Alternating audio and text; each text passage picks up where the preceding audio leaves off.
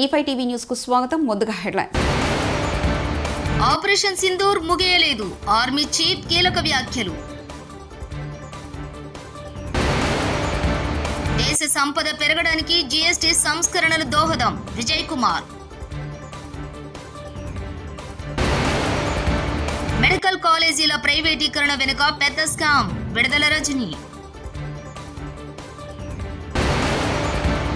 గంగమ్మ ఒడికి చేరిన ఖైరతాబాద్ మహాగణపతి. భారత army chief general Upender Dwivedi ఇటీవల ఆపరేషన్ సింధూర్ గురించి చేసిన వ్యాఖ్యలు ప్రాధాన్యతను సంతరించుకున్నాయి. అందరూ అనుకుంటున్నట్లు ఆపరేషన్ సింధూర్ మే 10వ తేదీన ముగియలేదన్నారు. అధికారికంగా కాల్పుల విరమణ ప్రకటించినప్పటికీ ఆపరేషన్ సింధూర్ కొంతకాలం కొనసాగిందన్నారు. తాజాగా ఆయన చేసిన ఈ వ్యాఖ్యలు చర్చానీయాంశంగా మారాయి. ఏపీలో చంద్రబాబు సర్కార్ నిర్లక్ష్యం కారణంగా రైతులకు యూరియా కొరత. రైతాంగ సమస్యలపై వైఎస్ఆర్సీపీ నిరసనలకు పిలుపునిచ్చింది. ఈ క్రమంలో ఈ నెల 9న వైఎస్ఆర్సీపీ అన్నదాత పోరు కార్యక్రమం చేపట్టనుంది. ఇందులో భాగంగా ఆర్డీఓ కార్యాలయాల ఎదుట శాంతియుత నిరసనలు చేపట్టాలని పార్టీ నిర్ణయం తీసుకుంది. ఈ సందర్భంగా అన్నదాత పోరు పోస్టర్ ని YSRTP state coordinator Sajjala Ramakrishna Reddy release చేశారు. ఈ కార్యక్రమంలో పార్టీ నేతలు లేళ్ల అప్పిరెడ్డి, మొండితోక అరుణ్ కుమార్, నందిగం సురేష్, వెల్లంపల్లి శ్రీనివాస్, టీజేఆర్ సుధాకర్ బాబు, రాయన భాగ్యలక్ష్మి, మనోహర్ రెడ్డి తదితరులు పాల్గొన్నారు. 20 ఏళ్ల డెవలప్మెంట్ తీసుకొచ్చిన జగన్మోహన్ రెడ్డి గారు ఆ 5 ఏళ్ల తర్వాత ఒక్కసారిగా గత ఎన్నికల్లో ఫలితాలు అందరికీ తెలుసు. ఈ కొత్త ప్రభుత్వం కూటమి పేరుతో తెలుగుదేశం పార్టీ నేతృత్వంలో చంద్రబాబు గారి ఆధ్వర్యంలో ఏర్పడిన ప్రభుత్వం ఏర్పడి సంవత్సరం దాటింది. 15 నెలలలోనే మొత్తంగా 5 ఏళ్లలో నిర్మించిన ఒక వ్యవస్థల పరంగా కానీ లేదా అన్ని వర్గాల సంక్షేమం రీత్యా కానీ వాళ్ళ సాధికారతను పెంచే దిశగా కానీ జగన్మోహన్ రెడ్డి గారు చేసిన మార్పులన్నింటినీ విధ్వంసం చేసి ఈరోజు ఒక అరాచకం మాత్రమే ఉందనడానికి ఎక్కడ తగిలినా అది విద్య కావచ్చు, వైద్యం కావచ్చు, ఇప్పుడు తాజాగా మనం ఏ ఇష్యూ గురించి అయితే మాట్లాడుతున్నామో రైతాంగానికి, వ్యవసాయానికి సంబంధించిన సమస్య కావచ్చు, అసలు ప్రభుత్వం అనేది లేదు, అరాచకం తప్ప, లేదా మాఫియా అరాచకాన్ని ఆసరాగా చేసుకొని మాఫియా ముఠాల రాజ్యం నడుస్తుంది.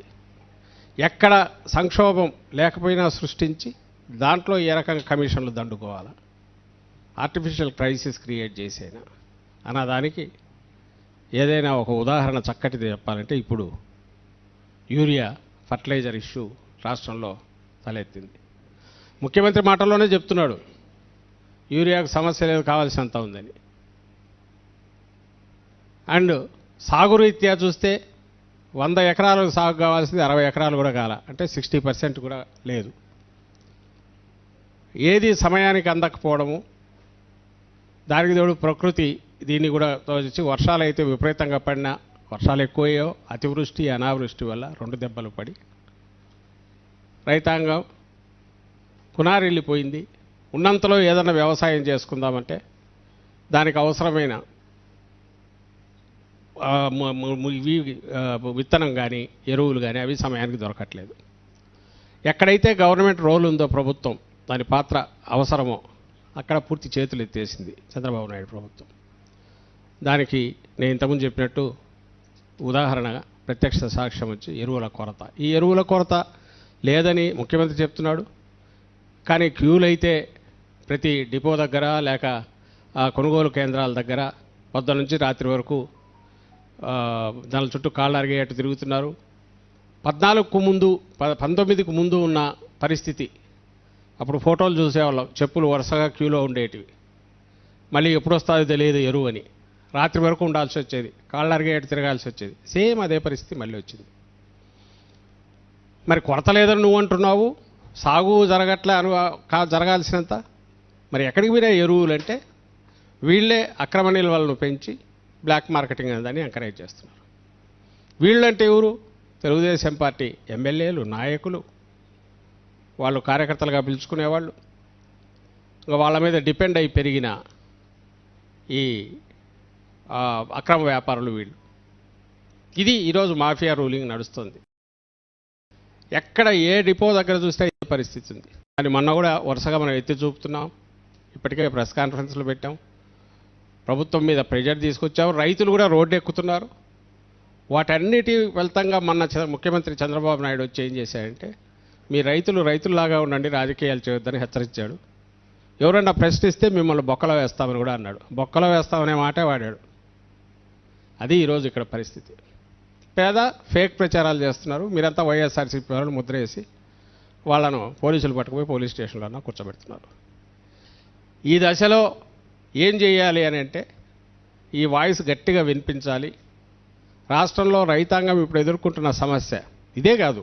కొన్ని ప్రాంతాల్లో ఎక్కడైతే ఇది లేకపోతే క్రాప్ ఇన్సూరెన్స్ ఇష్యూ. దేశ సంపద మరింత పెరిగేందుకు కొత్త జీఎస్టీ సంస్కరణలు దోహదపడతాయని ఆంధ్రప్రదేశ్ రాష్ట్ర biodiversity board chairman Neelayapalem Vijay Kumar వ్యాఖ్యానించారు.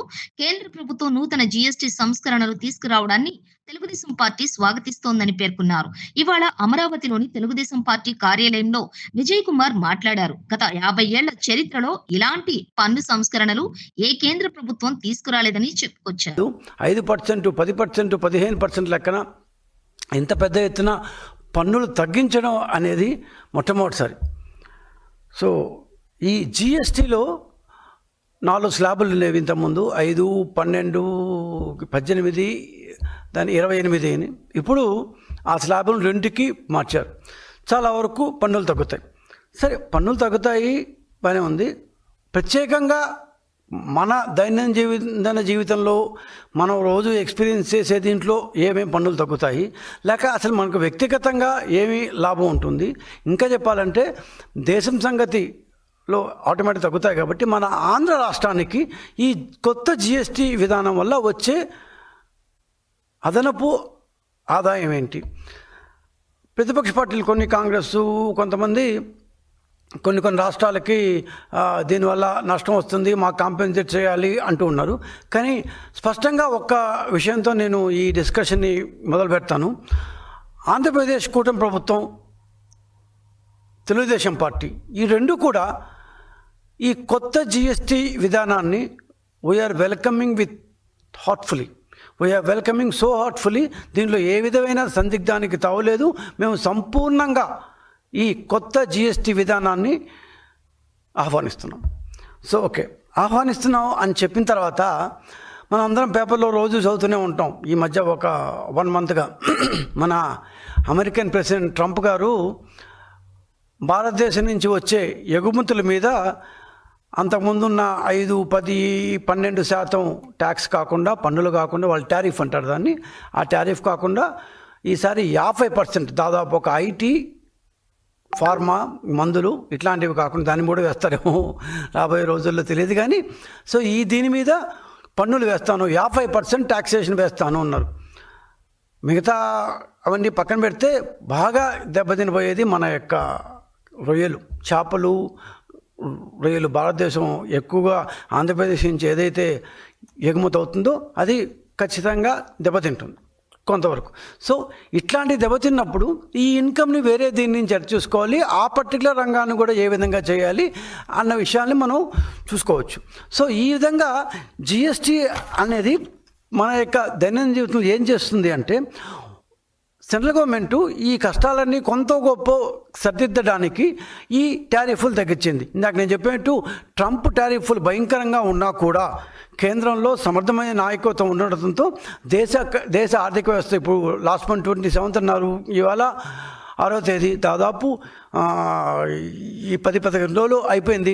కానీ ఇంతవరకు మన దేశంలో ఏమీ పెద్ద మార్పులేమీ రాలేదు. వైఎస్ జగన్ తెచ్చిన మెడికల్ కాలేజీలను చంద్రబాబు చంపేశారంటూ మాజీ మంత్రి విడుదల రజని మండిపడ్డారు. ఒక్కో మెడికల్ కాలేజీని తీసుకురావడానికి ఎంత కష్టమో చంద్రబాబుకు తెలియదు.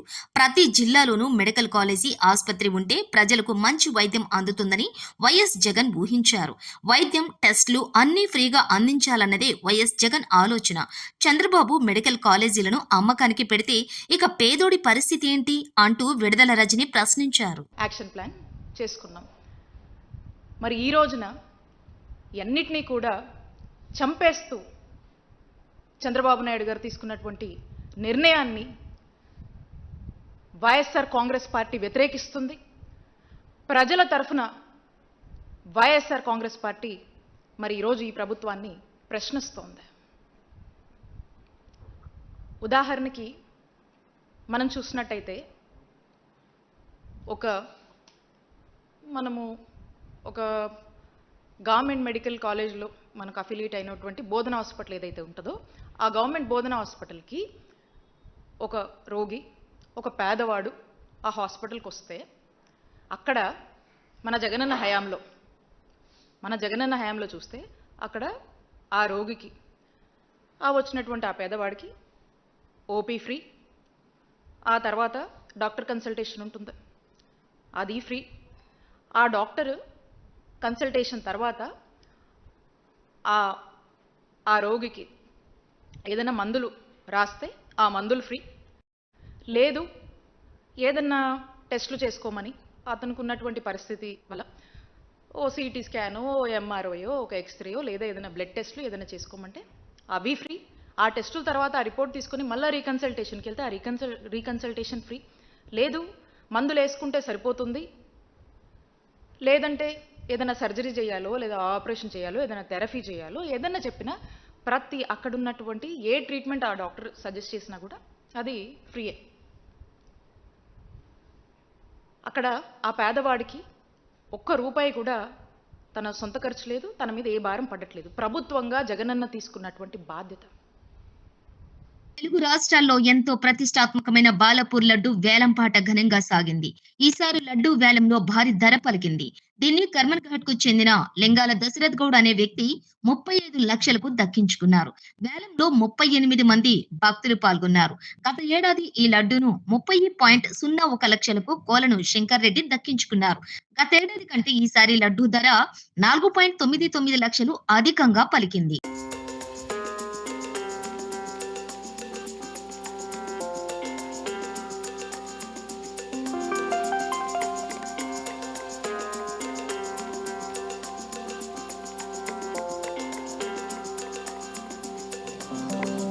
గంగమ్మ ఒడికి చేరిన ఖైరతాబాద్ మహాగణపతి.